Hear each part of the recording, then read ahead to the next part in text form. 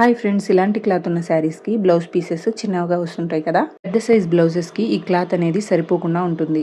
ముందుగానే కట్ చేసేసామంటే ఈ మెయిన్ పీస్ని మనము స్లీవ్స్ దగ్గర జాయింట్స్ వేసుకోవాల్సిన అవసరం వస్తుంది. జాయింట్స్ వేసుకోవడానికి కూడా క్లాత్ ఒక్కొక్కసారి సరిపోదు. జాయింట్స్ వేసుకోకుండా గమ్తో జాయింట్ చేసుకుని ఏ విధంగా కట్ చేసుకోవాలో చూసేయండి. వీడియోని చివరి వరకు చూసినట్లయితే లైనింగ్ క్లాత్ని మెయిన్ క్లాత్ మీద ఏ విధంగా పెట్టుకుంటే కరెక్ట్గా సరిపోతుందని అర్థమవుతుంది. ఇంకా లేట్ చేయకుండా వీడియోలోకి వెళ్ళిపోదాం. నేను ఇక్కడ ఫ్లోర్ మీద జాయిన్ చేసుకుంటున్నాను. ముందుగా అయితే బ్లాంకెట్ని వేసుకుని మెయిన్ క్లాత్కి రాంగ్ సైడ్ ఉండేదాన్ని పై వైపు ఉండే విధంగా పెట్టుకుని నీట్గా ఈ విధంగా పెట్టుకోవాలి. ఈ విధంగా పెట్టుకున్న తర్వాత మనం ముందుగానే బ్లౌజ్ని కట్ చేసేస్తాం కదా. ఫస్ట్ అయితే స్లీవ్స్ని తీసుకోండి. స్లీవ్స్కి లోతు తీసిన వైపు ఒక్కొక్క దాన్ని ఎదురెదురుగా పెట్టుకుని రెండు వైపులా ఎఫ్ అని ఈ విధంగా రాసి పెట్టుకోవాలి. ఎందుకంటే మనం జాయిన్ చేసేటప్పుడు కరెక్ట్గా జాయిన్ చేసుకోవడం కోసము ఈ విధంగా ఎఫ్ అని రాసి పెట్టుకోండి.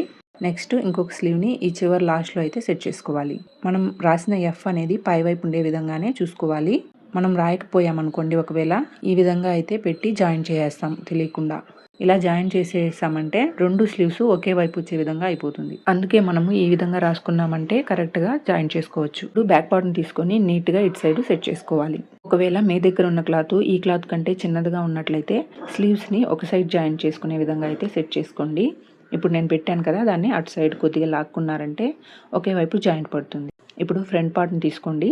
ఫ్రంట్ పార్ట్ని దీన్ని కూడా ఎదురెదురుగా పెట్టుకొని ఈ విధంగా ఏరో మార్క్స్ని డ్రా చేసుకునేసేయాలి.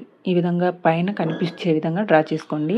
ఇప్పుడు ఈ విధంగా దీన్ని పెట్టుకున్నామంటే ఇక్కడ కింది పార్ట్ ఉంది కాబట్టి ఇక్కడ సెట్ కాదు. కాబట్టి ఈ విధంగా మనం చెక్ చేసుకుంటూ మనం పెట్టుకోవాలన్నమాట, సెట్ చేసుకోవాలి. ఇప్పుడు నేను ఈ విధంగా ఒకసారి పెట్టి చెక్ చేస్తున్నాను. ఇప్పుడు ఇక్కడ నాకు కరెక్ట్గా సరిపోయింది రెండు వైపులా కూడా.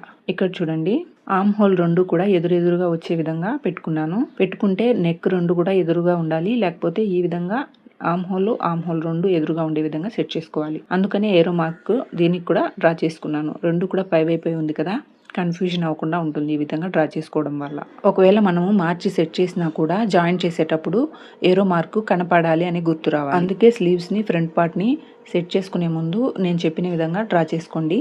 ఇంకా రిమైనింగ్ క్లాత్లో ఎక్కడైతే క్రాస్ బెల్ట్ సరిపోతుంది అనిపిస్తుందో అక్కడైతే జాయిన్ చేసుకోవాలి. ఇక్కడ నేను క్రాస్ బెల్ట్ని జాయిన్ చేసుకోవడం లేదు. స్టిచ్చింగ్ చేసుకునేటప్పుడే రిమైనింగ్ క్లాత్లో కట్ చేసుకుని జాయిన్ చేసుకుంటాను. ఇప్పుడు ఈ విధంగా నీట్గా సెట్ చేసుకొని మనము గమ్తో జాయిన్ చేసుకునేసేయాలి. ఈ విధంగా నీట్గా జాయిన్ చేసుకునేసామంటే స్టిచ్చింగ్ చేసుకునేటప్పుడు జాయింట్స్ అనేవి లేకుండా ఈజీగా స్టిచ్చింగ్ చేసుకునేవచ్చు.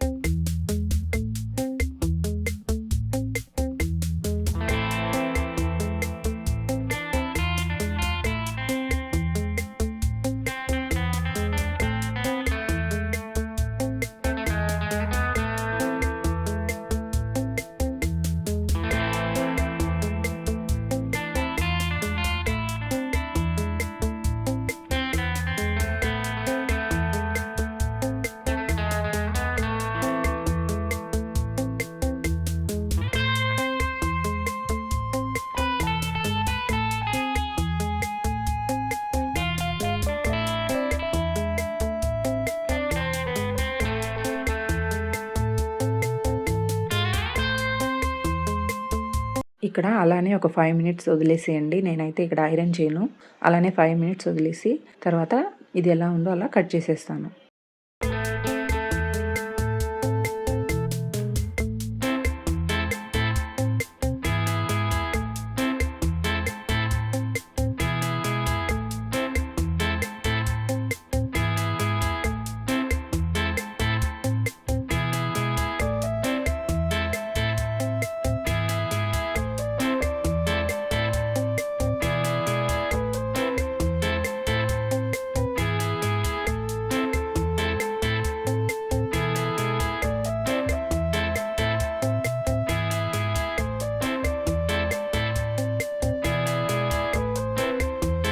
ఈ విధంగా కట్ చేసుకునేసి ఇంకా స్టిచ్చింగ్ చేసుకోవడమే. వీడియో నచ్చినట్లయితే లైక్ చేసి సబ్స్క్రైబ్ చేసుకోండి. Thank you for watching.